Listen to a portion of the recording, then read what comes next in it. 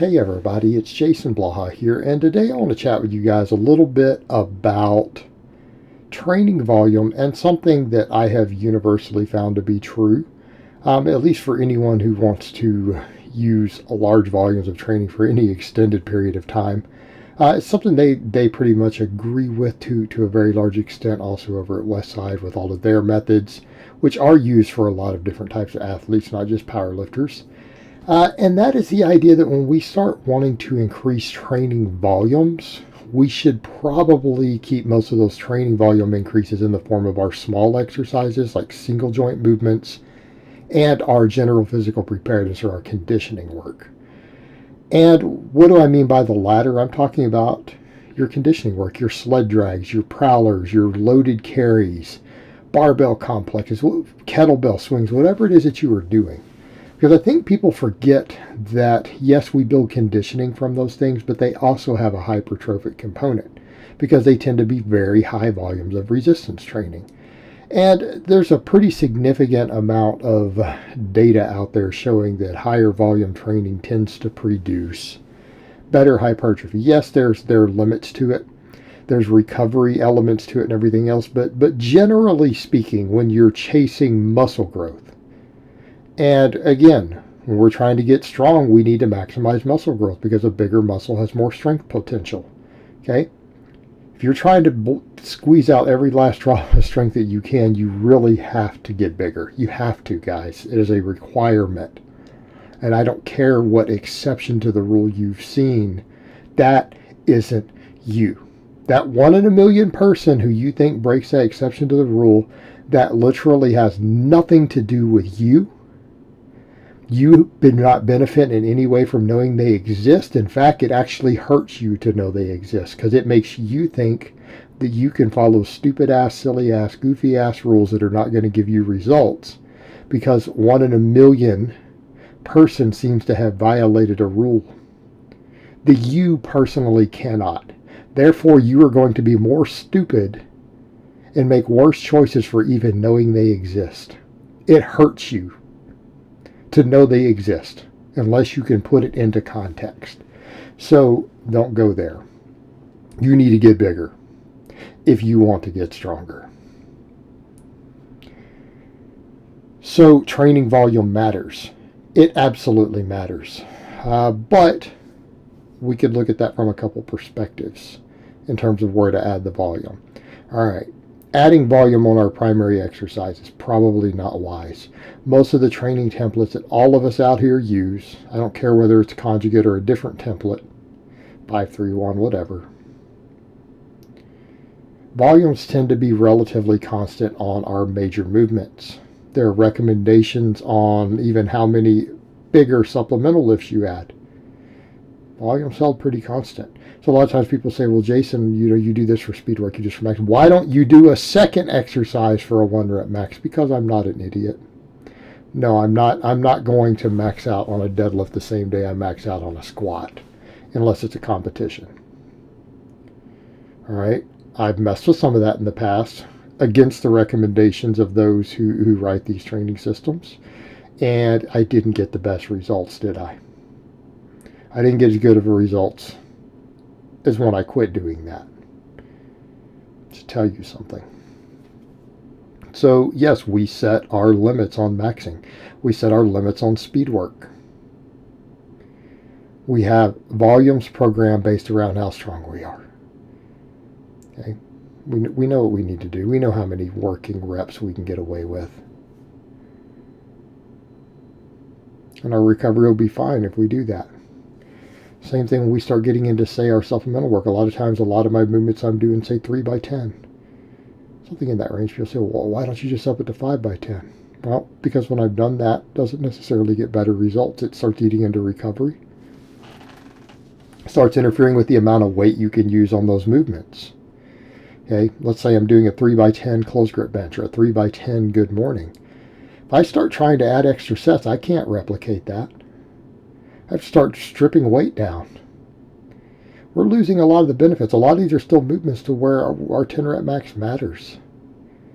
And at a certain point, when we're at that point, we're just chewing into our recovery rather than stimulating more adaptation. Okay, that's what's happening.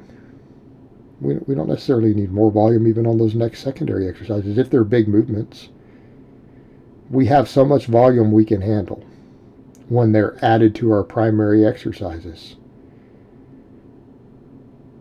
So the question becomes, where do we add volume? Well, you add volume where you need it the most. We'll go into the GPP in a minute, but let's talk about our single joint exercises. All right. Now, I don't know if it'll still be true at the time this video comes out, but what have you seen me doing in a lot of my vlogs? Where do I put a lot of my single joint stuff? Arms, delts, upper back. Right? Right? Do a bunch of delt work. Side raises, rear delt flies, tricep extensions, curls. Why? Because those are the areas that for me need more hypertrophy.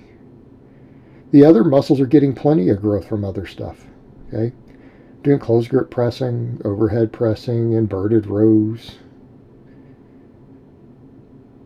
Everything is getting growth. Like if you stop and look at those three movements, let's say you're doing rowing, overhead pressing, and closed grip pressing, the entire upper body got worked. Every single muscle in the upper body is getting a training response, right? Everything should, in theory, be getting at least some muscle growth if your volumes are decent there and you're progressively overloading. Some muscles are going to be lagging more than others. Put your attention with the extra volume and you can come in and do a lot more sets. I mean, doing 5 extra sets of a smaller exercise for one muscle doesn't impact recovery that significantly. So if you have your 2 upper body days every week, in my case, I even started doing curls on my lower body days. Done that through a couple of periods because my biceps need the work, and maybe I don't want to add so much more extra volume on the backside of my tricep work and delt work. So sometimes we do that. We can count it as a deadlift accessory. Helps keep biceps from tearing on a deadlift. You can do it on lower body day. But the point is, doing those smaller movements for a lot of volume, we can recover from that. And won't that help the other muscles grow? Let's put that in perspective.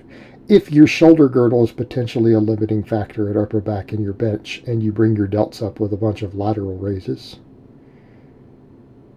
are you going to lift more for your closed grip pressing? Yeah. Is there going to be more pec stimulation? Yes. Or what if your triceps are a weak link? Like definitely a weak link for me. So you come in and you do 5 sets of tricep extensions. And that's just on the main days. That's not counting restoration work, and do some band work on some of those days too for those muscles. Right? We can use that sometimes on our off days, our restoration days. But you come in, you do a bunch of tricep work and use up a bit of recovery there, but it's a small movement. It's not a big deal. But we keep the volumes constant on the closed grip pressing. What happens? Well, your pecs get more stimulation because if the tricep was the weak link, we're now pushing more weight for your 3x10 or whatever you're doing. Pecs get stimulation because we put the extra volume to the weakest links.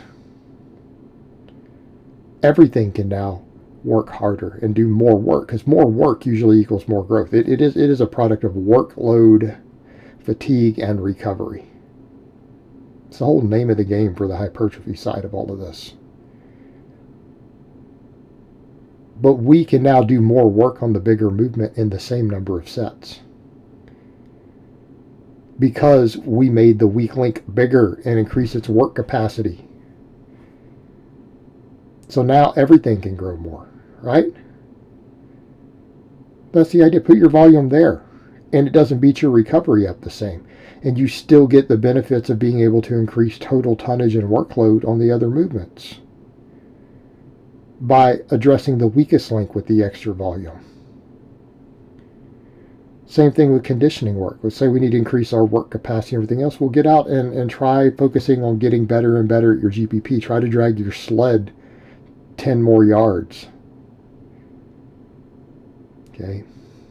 Push your prowler 10 more yards than you did the session before.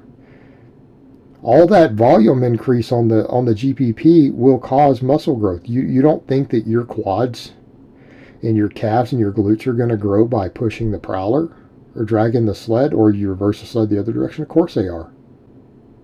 Think your loaded carries are going to build your forearms and traps and hips and glutes and core. You don't think they're going to build all that more? Look at the amount of load and volume there.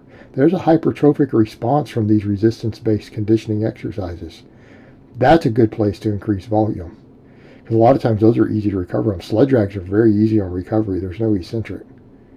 We can gain muscle there and increase volume without beating up our recovery.